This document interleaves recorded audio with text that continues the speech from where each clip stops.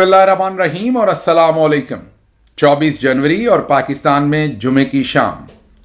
आज अभी तक की अहम खबरें और मेरा तज्जिया। सबसे पहली खबर आपके सामने हाउस ऑफ शरीफ की रखेंगे, जहां पर इस वक्त तसादम है और तसादम है शहबाज शरीफ मरियम नवाज के दरमियान, लेकिन इसमें अहम रोल इस वक्त चाचे कैदो का है। जी हाँ, चाचा कैदो मतलब कि इसहाक डार साहब का इसमें अहम किरदार है इस तसादम में। और वजह बनी है मोहसिन नकवी का वाशिंगटन का विजिट। ये पूरी कहानी जो हमारे ज़राए हमें बता रहे हैं वो ये है कि मोहसिन नकवी, आपको पता ही है कि इस वक्त वाशिंगटन डीसी में हुकूमत के लिए बेइज्जती समेट रहे हैं। इज्जत नहीं, गए तो इज्जत समेटने थे, गए तो कार्रवाई डालने थे, कोई ना कोई तरीका वारदात निकाल के कोई शोबदेबाजी बेचने गए थे।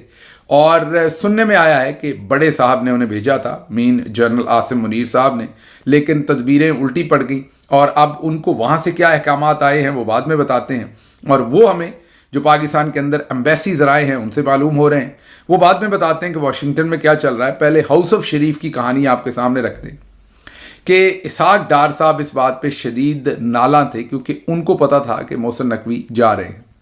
ख्वाजा आसिफ ने तो कहा उन्हें टेलीविज़न से पता चला, लेकिन इसहाक डार को इसलिए पता था कि हमें एम्बेसी के ज़राए भी ये कंफर्म कर रहे हैं कि एम्बेसी को भी जो मोहसिन नकवी हैं उनके आने का 15 दिन पहले से पता था। तो इसहाक डार को यकीनी तौर पर वज़ीर ख़ारजा हैं पता था।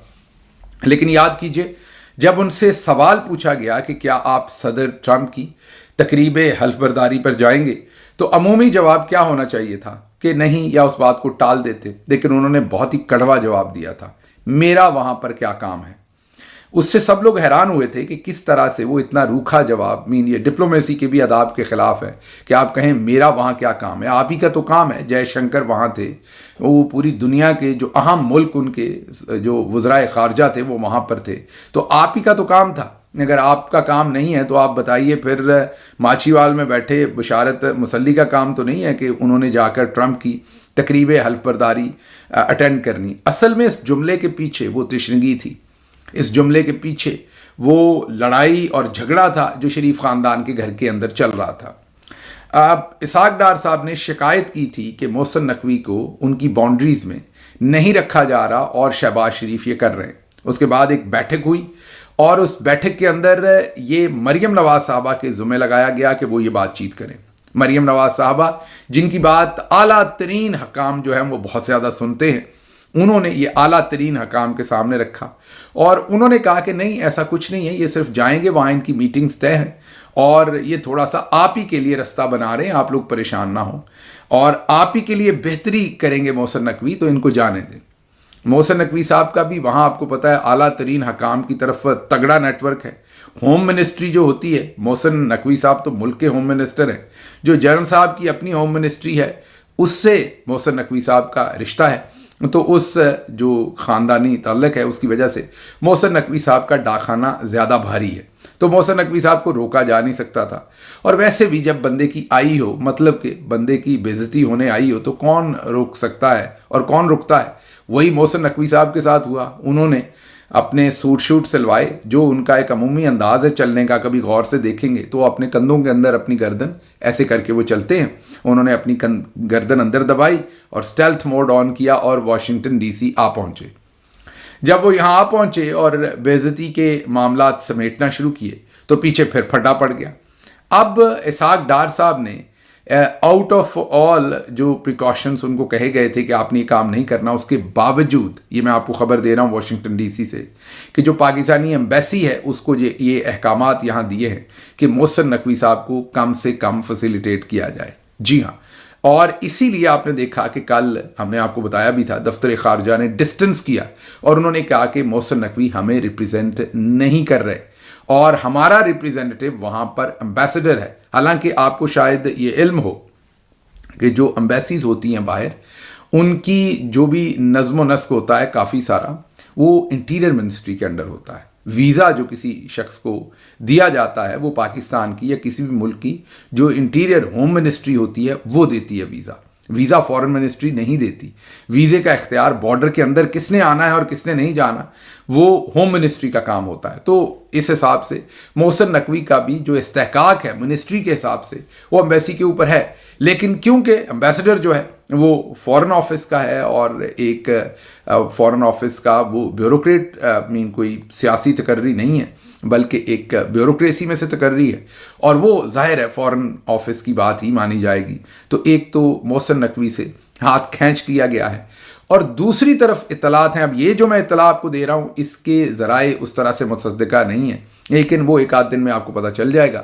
اور وہ یہ ہے کہ محسن نقوی صاحب کو احکامات ملے ہیں کہ وہ فوری طور پر اپنا دورہ شارٹ کر کے پاکستان پہنچے.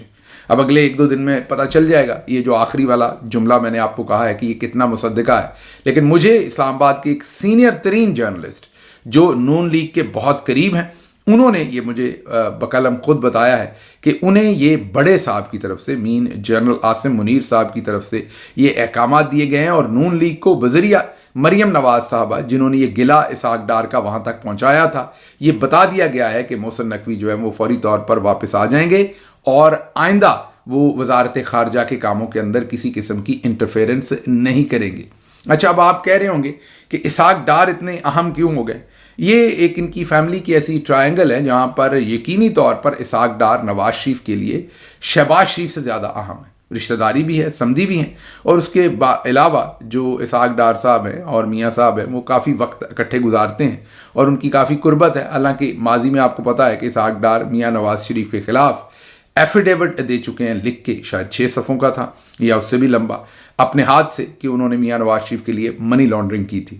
لیکن یہ قصہ تو تھا ہاؤس آف شریف کا. اب دوسرا قصہ آپ کے سامنے جو میں نے آپ کو کہا تھا وہ رکھتے ہیں اور وہ دوسری طرف جنرل عاصم منیر صاحب ہیں اور ان کی جو اپنی کچن کیبنٹ ہے وہ بہت پریشان ہے شاکڈ ہے جو کچھ واشنگٹن میں ہوا ہے. اور یہ میں اب آپ کو مبالغہ رائی نہیں بتا رہا یہ خبر میں واشنگٹن سے دے رہا ہوں اور واشنگٹن میں جو موجود سینئر جرنلزم کے ساتھ جڑے ہوئے لوگ ہیں اس میں ایک دو دیسی ہمارے لوگ بھی ہیں پاکستانی کہہ لیں یا انڈین اور چند ایسے لوگ بھی ہیں جو ویسٹرن جرنلزم کے جو ادارے ہیں ان کے ساتھ جڑے ہیں امریکی ہیں یا یورپین ہیں. ان میں سے ایک دو لوگوں کے ساتھ بات ہوئی تو یہ پتہ چلا کہ محسن نقوی کے آنے سے جو اوور آل کاز تھا پاکستانیوں کا یا عمران خان کا اس کو تقویت ملی ہے. جی ہاں درست سن رہے ہیں جس کو نہیں بھی پتا تھا اس کو بھی ان معاملات کا یہاں پر پتہ چلا ہے اور محسن نقوی نے رانگ اور نیگیٹو پی آر کی ہے. جس کو وہ ملے ہیں اس کا اوپینین پاکستان کے بارے میں چینج ہوا ہے.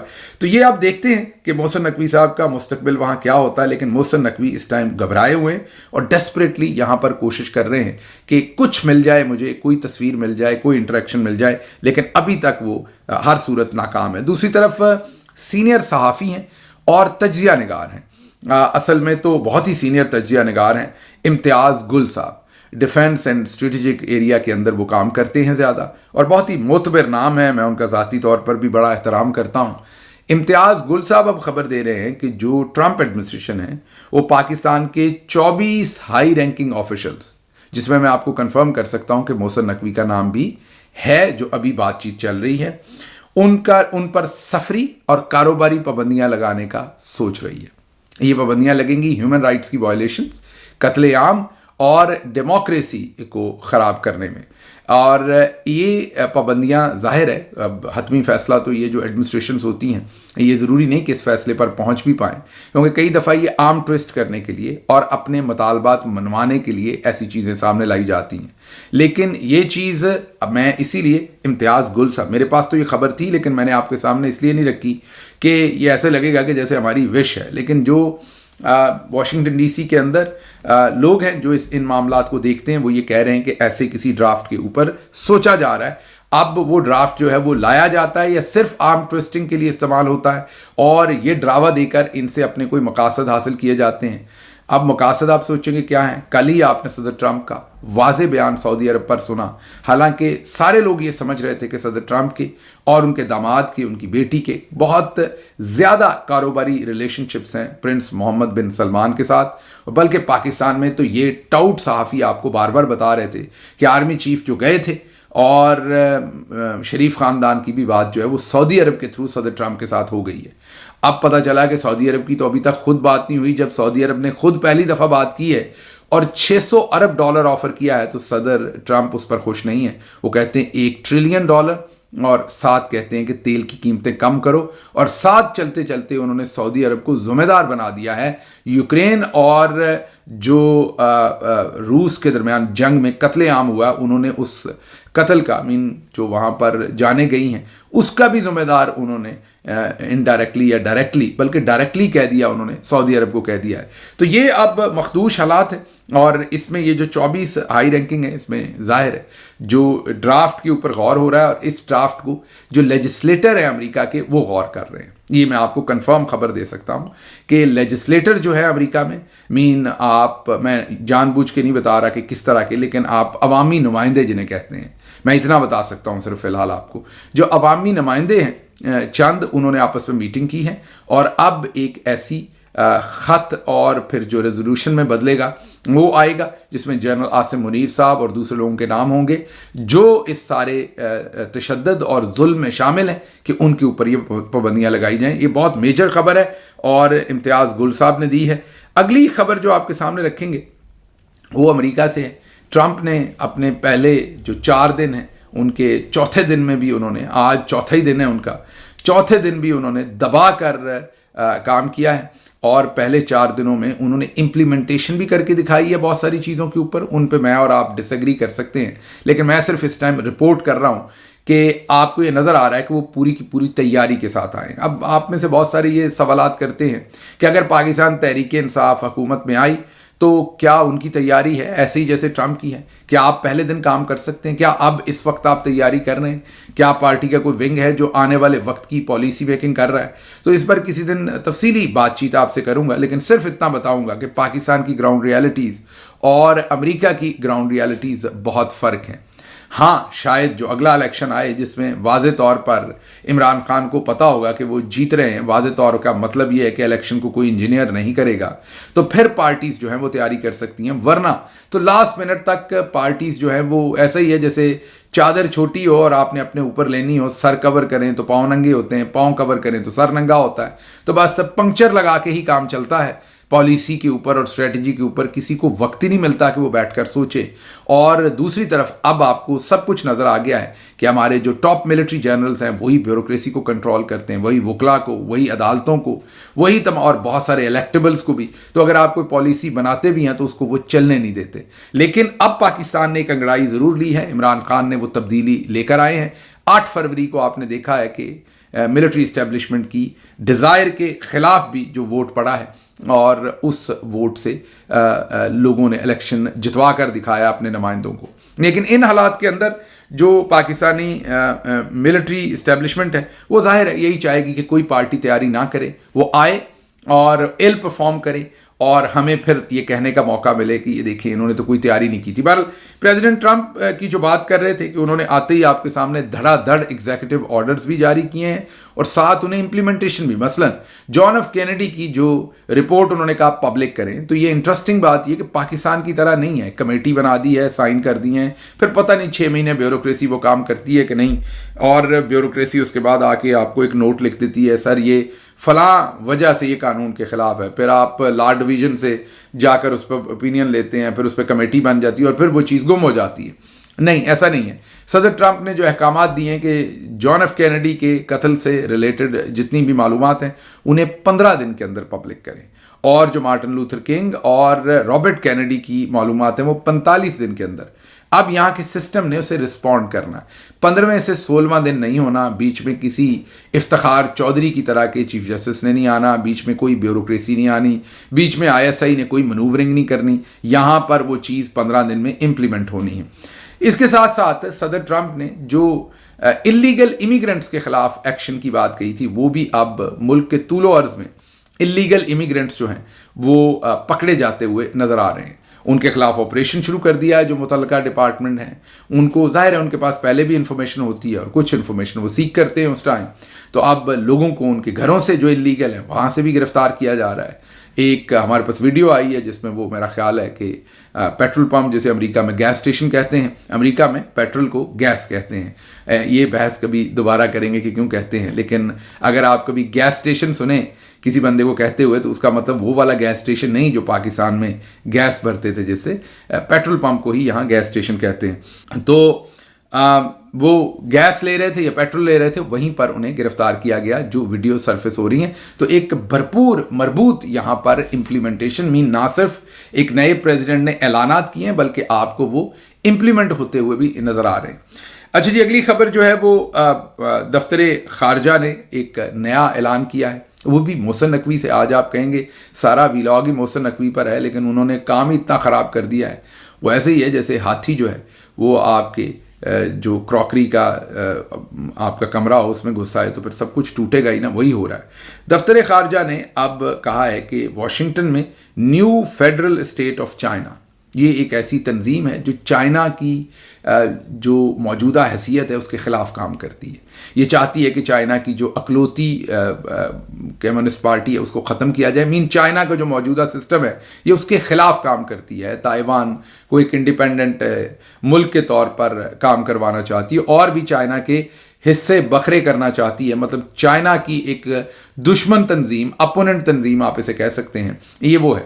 اور محسن نقوی نے اس میں شمولیت کی تھی تصویر لینے کے لیے۔ وہ یاد ہے جہاں پر مائکروفون پکڑ کے تقریر کی تھی اور اس ویڈیو کو جعلی طریقے سے جوڑا تھا، وہ جو ارینا کے اندر ویڈیو تھی، بڑے اسٹیڈیم کے اندر، اور لوگوں کو یہ شائبہ دینے کی کوشش کی تھی کہ انہوں نے ارینا کے اندر تقریر کی ہے۔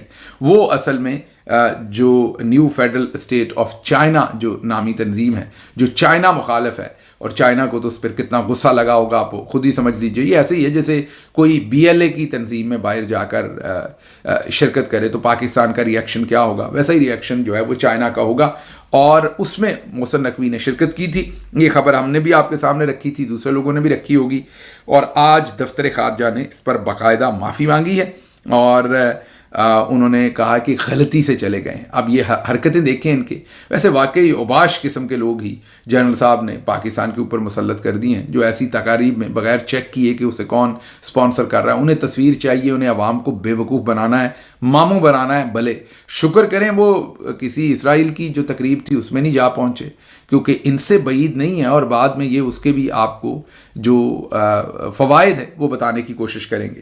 اچھا جی، اگلی خبر آپ کے سامنے رکھیں گے، یہ جو پیکا ایکٹ ہے اس کی رکھیں گے۔ ایک واٹس ایپ گروپس ہیں، آپ کو پتہ ہے اس کے ایڈمنس ہوتے ہیں، اور جو ایڈمنسٹریٹر ایک واٹس ایپ گروپ کا تھا اس کو پنجاب سے گرفتار کیا گیا ہے، کیونکہ اس واٹس ایپ گروپ کے اندر کسی نے مریم نواز صاحبہ پر تنقید کر دی تھی، ان کے بارے میں کوئی ایسا جملہ لکھ دیا تھا جو ان کی شان کے خلاف تھا، اور اس چیز کو غصہ کر کے اس واٹس ایپ ایڈمنسٹریٹر کو اٹھا لیا گیا ہے۔ جی ہاں، گرفتار کر لیا گیا ہے، اور اس بیچارے نے خود نہیں کی، وہ صرف ایڈمنسٹریٹر ہے اس واٹس ایپ گروپ کا۔ اب آپ جو ملکہ ہیں وہ دیکھیے، پہلے تو جنرل باجوہ کے خلاف کوئی ٹویٹ کرتا تھا تو اٹھا لیا جاتا تھا، اب جنرل صاحب کو تو چھوڑیں، اب یہ جو مہارانی صاحبہ ہیں، یہ جو رانی صاحبہ ہیں، ان کے خلاف بھی کوئی واٹس ایپ کے اندر بھی، یہ ٹویٹر پہ بات نہیں ہو رہی، واٹس ایپ کے گروپ میں کسی نے لکھا ہے تو اس کو اٹھا لیا ہے۔ اور یہ پیکا ایکٹ جو نیا بنایا ہے اس پر اب صحافی بھی چلا رہے ہیں۔ نجم سیٹھی کہہ رہے ہیں کہ صحافیوں کی زبان بندی کے لیے قانون لایا گیا ہے۔ مظہر عباس کہہ رہے ہیں کہ اگر میں یہ کہوں کہ 8 فروری کو بننے والی حکومت جعلی ہے تو یہ خبر بھی حکومت کے نزدیک تو جعلی خبر ہوگی، تو وہ مجھے اس پر بھی اٹھا سکتے ہیں۔ نصرت جاوید نے کہا کہ اروڑا سنگھ کے سامنے اپنی جب میں وہ لفظ تو نہیں کہوں گا جو انہوں نے استعمال کیے ہیں، لیکن میں بہتر نہیں ہے ہم اپنے لوگوں کے لیے وہ لفظ استعمال کریں۔ انہوں نے کہا کہ اروڑا سنگھ کے سامنے جب وہ، چلے میں چینج کر دیتا ہوں، وہ سگنیچر ہو رہے تھے اور ہم ہتھیار ڈال رہے تھے، تو 1971 میں ریڈیو پاکستان پر اس سے تھوڑی دیر پہلے، اس تقریب سے تھوڑی دیر پہلے، جبکہ پتہ تھا کہ ہم وہاں پر شکست کھا گئے ہیں، ہتھیار ڈال رہے ہیں، تھوڑی دیر پہلے یہ نغمہ یا یہ ترانہ ریڈیو پاکستان پر چلایا جا رہا تھا کہ صرف 42 شیراں نے 540 مارے نے، سو کہ ہمارے صرف 42 شیر جو ہیں انہوں نے ہندوستان کے 540 مارے ہیں۔ یہ ترانہ یا یہ نغمہ جو ہے وہ ریڈیو پاکستان سے ایئر کیا جا رہا تھا، جبکہ اس طرف ہم ہتھیار ڈال رہے تھے۔ تو ان کا کہنا ہے کہ شروع سے جھوٹ بیچا جا رہا ہے اور بالکل ابھی بھی وہی کام کیا جا رہا ہے. انہوں نے کہا ہے کہ اگر مجھے جیل ہوئی تو میں بالکل بھی صحافی میں کسی قسم کا وکیل نہیں کروں گا اور میں جیل میں رہوں گا. لیکن میں ابھی سے بتاتا ہوں نصرت جاوید صاحب، آپ کو جیل نہیں ہوگی. آپ کے اس کرنٹ ملٹری رجیم کے ساتھ تعلقات بہت اچھے ہیں. آپ ماشاءاللہ ساری ان کی دی ہوئی خبریں کرتے ہیں. آپ کسی زمانے میں واقعی بیکن آف لائٹ ہوں گے. آپ کسی زمانے میں واقعی بہت فیئر جرنلزم کرتے ہوں گے. لیکن اب مجھے نہیں پتا یہ عمر کا تقاضا ہے یا آپ کا سمجھوتا ہے. اب معاملات جو ہے وہ ڈفرینٹ ہیں. بہرحال مجھے یہاں سے اجازت دیجیے. اللہ آپ کا حامی و ناصر ہو. پاکستان زندہ باد.